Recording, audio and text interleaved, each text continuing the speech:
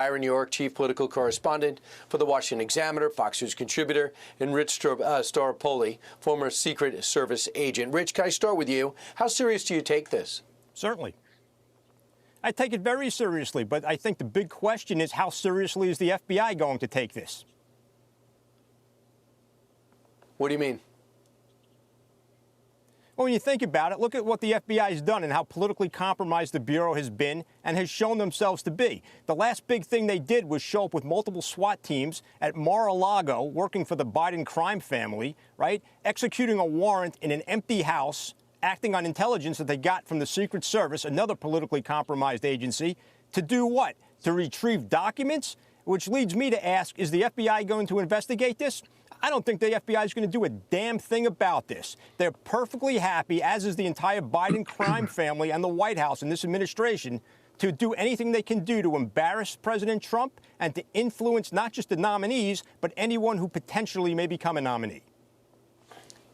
So, Byron, when it comes to the families, that's the key. A lot of these politicians, these nominees, have the thick skin because they're used to maybe being yelled at going into a diner or going into their car. But the families must be saying to themselves, what are we getting into? I'm sure they are. The first thing you have to do in a situation like this where we know very little is to know that sometimes the actual suspects, the answers can be surprising. So we don't know who it is.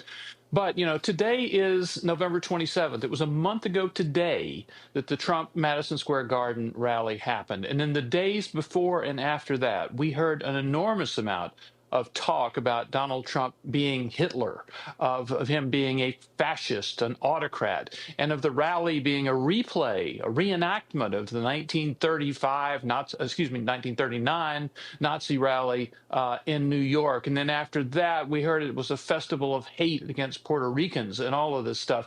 And this rhetoric does have effects on people, and there are lots of unbalanced individuals who hear things like this. Now Donald Trump has won election, and maybe history is repeating itself, and they're going to do something to try to stop this. This rhetoric does have effects. We've already seen two, at least, assassination attempts on Donald Trump himself. So I wouldn't be surprised if this rhetoric is somehow connected to what we're seeing now.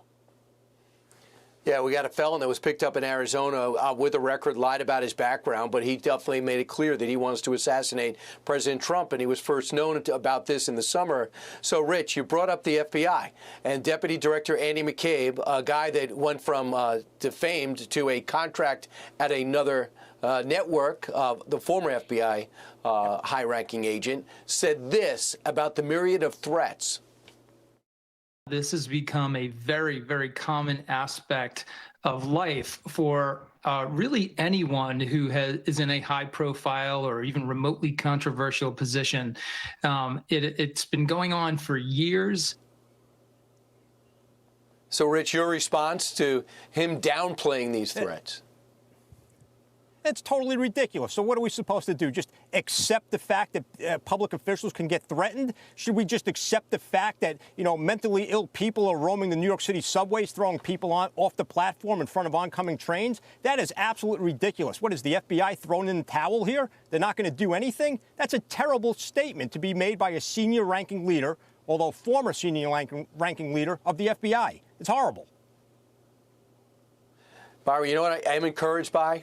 I think both sides, since the election, have really simmered off a little bit, simmered down a little bit. Seeing Biden and Trump together at the White House helps the country relax, maybe helps Thanksgiving a little. Do you see people being somewhat aware that their words matter more now than ever?